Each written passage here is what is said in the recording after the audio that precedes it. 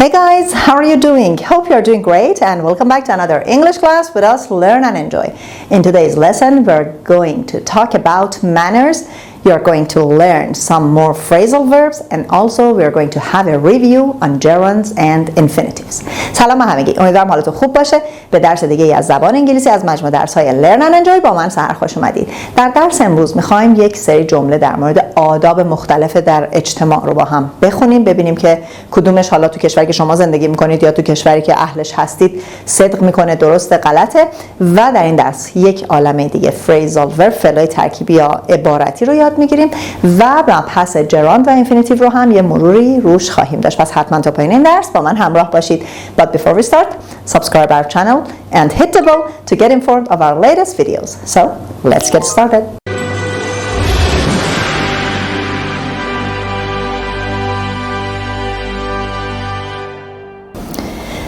Lesson B from Unit 3.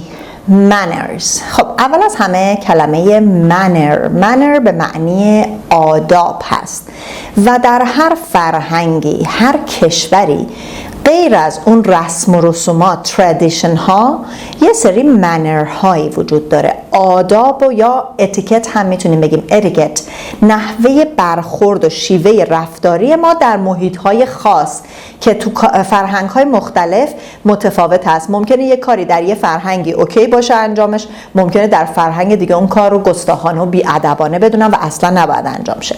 خب ما اینجا 12 تا جمله داریم. این 12 تا جمله اومده در واقع یه تعدادی از آداب و مختلف رو گفته به شکل جمله آورده و در کتاب کنارش true یا false گذاشته برای اینکه شما بگید در کشورتون، حالا فارسی زبان هستید، ممکنه ایرانی باشید، افغان باشید، یا حالا اگر که در کشور دیگه زندگی میکنید و دیگه فرهنگ اون کشور رو کامل باش آشنا هستید، ببینید که در فرهنگ اون جایی که زندگی میکنید این منرها به چه صورت هست، جمله ها true هستند یا false هستند. این رو میتونید برای خودتون در کتاب خودتون علامت بزنید. و اما من اول پلی میکنم یه دور براتون بخونه. در این درس ما کلی phrasal verb داریم. phrasal verbs، افعال عبارتی یا ترکیبی که 2 یا 3 بخش دارن و همچنین ساختار gerund و infinitive هم به کار رفته که باز هم ما قبلا این درس ها رو خوندیم. پس یه جورایی باز مرور درس های گذشته است. خب بریم سراغ این متن، گوش کنیم ببینیم که چی داره برامون میگه از آداب مختلفی که در اجتماع باید رعایت کنیم. Page 24, Lesson B, Manners. 1. Building vocabulary and grammar. A. Listen. Are these statements about manners true in your country? Check true or false. 1. Eating food on a subway or bus is bad manners. 2. It's rude to cut in line. 3. You should try to keep your voice down in public. 4. You can offend someone by not bowing or shaking hands when you meet. 5. People might stare at you for walking around barefoot. 6. Having an argument in public is considered bad manners. 7. It's impolite to walk into someone's home without taking off your shoes. 8. Showing affection in public, holding hands or kissing, is inappropriate. 9. You should try not to stand too close to people. It's considered rude. 10. It's acceptable not to tip cab drivers. 11. You should be careful not to point at people. 12.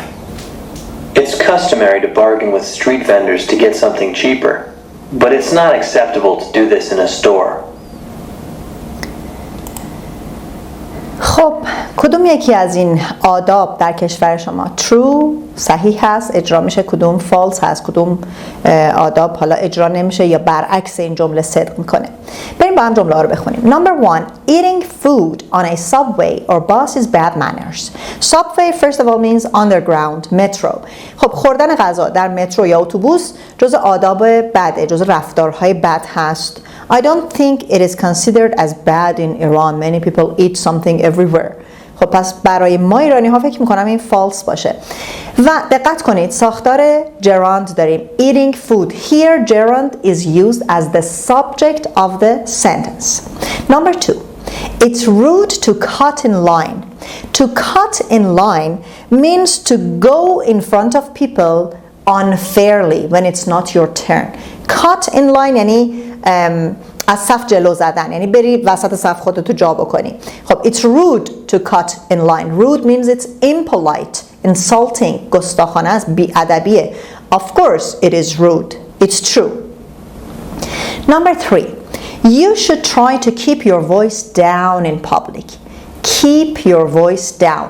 Keep down your voice means to speak quietly, not shouting, not talking aloud. خب میگه باید سعی کنید که صداتون رو در جاهای عمومی in public پایین نگه دارید، آروم صحبت کنید. Of course that's true. But not too many people do it in our country as I know. Number 4, you can offend someone by not bowing or shaking hands when you meet. Is it true? خب offend someone به معنی بی‌ادبی کردن هست. میگه که ممکنه که به شخصی بی‌ادبی کنید by not bowing. bow به معنی چی؟ خم شدن، تعظیم کردن. دقت کنید دوستان، ما کلمه bow رو با دو تا pronunciation داریم، دو تا معنی متفاوت. bow like bow tie به معنی پاپیون هست، bow به معنی تعظیم کردن هست. خب میگه که ممکنه که بی‌ادبی کنید به مردم اگر که بهشون تعظیم نکنید by not bowing. خب ما همچین چیزی رو نداریم. ما برای ادب بیشتر شاید بعضیا یکم خم بشن، ولی لزوما در فرهنگ ما مثل کره یا ژاپنی ها تعظیم وجود نداره. or shaking hands.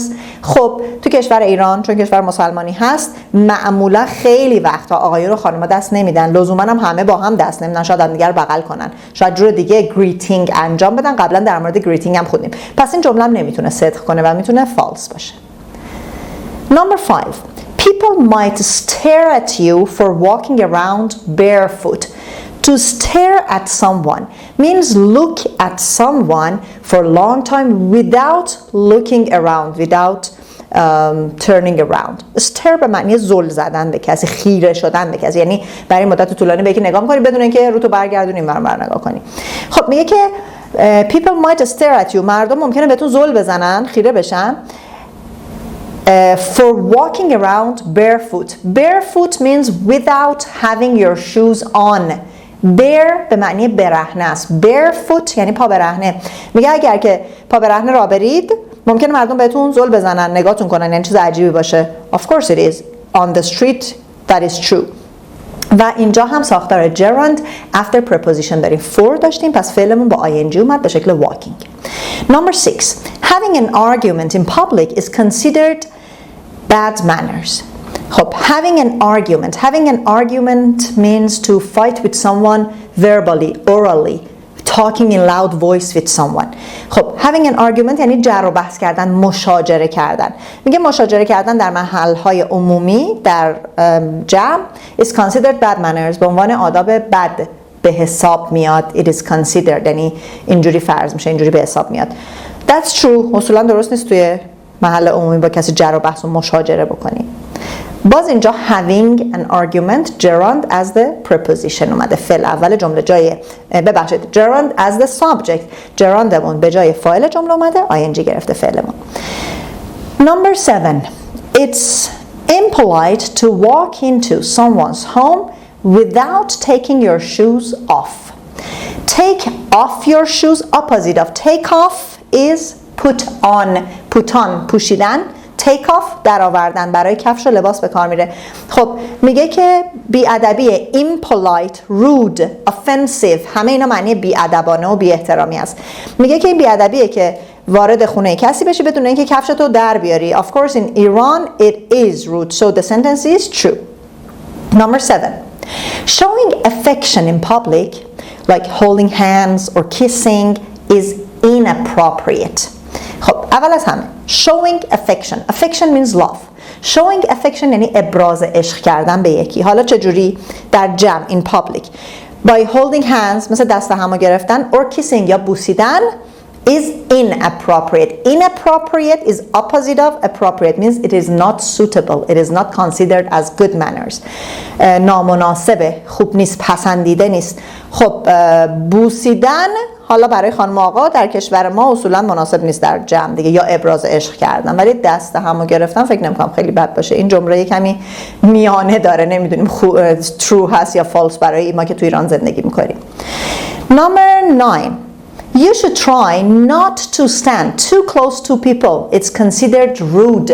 خب not to stand یه ساختار داریم. اگر ما بخوایم این جمله gerund یا یا مصدر رو infinitive رو به شکل منفی به کار ببریم، کلمه not رو دقیقاً قبل از همون کاری به کار میبریم، همون کاری که میخوایم بگیم انجام نشدنش، حالا خوبه بده یا هرچی، not رو دقیقاً اونجا به کار میبریم. مثل همینجا میگه چی؟ not to stand. چی میگیم بهش؟ not to stand too close، یعنی اینکه خیلی نزدیک به مردم نایستید. خب ایستادن کنار مردم، خیلی نزدیک به مردم خوب نیست. not to stand، این not میاد کنار خود stand. پس میگه you should try not to stand too close to people. میگه بیش از حد نباید زیاد کنار مردم بایستید. It's considered rude. بیادبی تلقی میشه. That's true as I think. And number 10. It's acceptable not to tip cab drivers. خب tip means to give some money if you are satisfied with the work of a person. کلمه tip اینجا به عنوان noun به کار رفته به معنی انعام. Cab driver in American English means taxi driver. به راننده تاکسی، اصلا به تاکسی امریکن ها میگن cab. پس cab driver میشه taxi driver. میگه که it's acceptable، قابل قبوله، it's something normal, it's acceptable not to tip cab drivers. انعام ندادن به راننده تاکسی ها قابل قبوله. That's true. We normally do not tip cab drivers. We just give them their money. Number 11. You should be careful not to point at people. توی بخش listening، تو قسمتی که وایس این ترک این بخش رو براتون گذاشتم، اگه گوش کرده باشید نمیگه point at people. یعنی تی بین پوینت و ات رو نمیگه، تازه خود ات پیپل هم باز یه جورایی ردش میکنه. تو انگلیسی آمریکایی خیلی این پیش میاد که تی ها رو تلفظ نمیکنن. You should be careful not to point at people. بعد مراقب باشید که به مردم اشاره نکنید، پوینت نکنید، با دست نشونشون ندید. I think that's true. And the last sentence. It's customary to bargain with street vendors to get something cheaper. خب customary means normal, usual, ordinary. به معنی عادی، normal. خب میگه که این عادیه. To bargain, when you bargain with someone, it means you ask them for lower price, to give something to you in lower price. bargain به معنی چونه زدن هست. خب it's customary to bargain with street vendors. vendor به معنی فروشنده. میگه نرماله، عادیه که با فروشنده های خیابونی چونه بزنیم to get something cheaper، که یه چیزی ارزونتر بخریم. But it's not acceptable to do this in a store. ولی انجام این کار در یک مغازه acceptable، قابل قبول نیست. I think that's totally false. Iranian people bargain everywhere.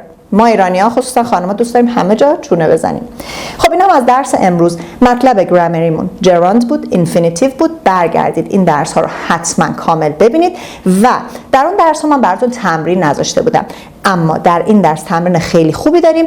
ترکیبی از gerund یا infinitive هست. جمله‌هایی رو داریم که باید فعل‌ها رو به شکل صحیحی که لازمه به کار ببرید. حتما تمرین این درس رو حل کنید. پاسخش رو می‌تونید در ابتدای جلسه آینده ببینید.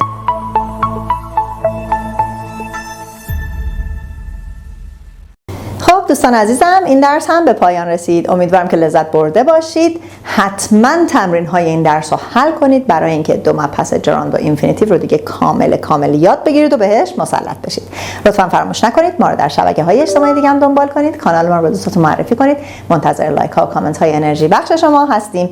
Till next session, take good care of you and goodbye.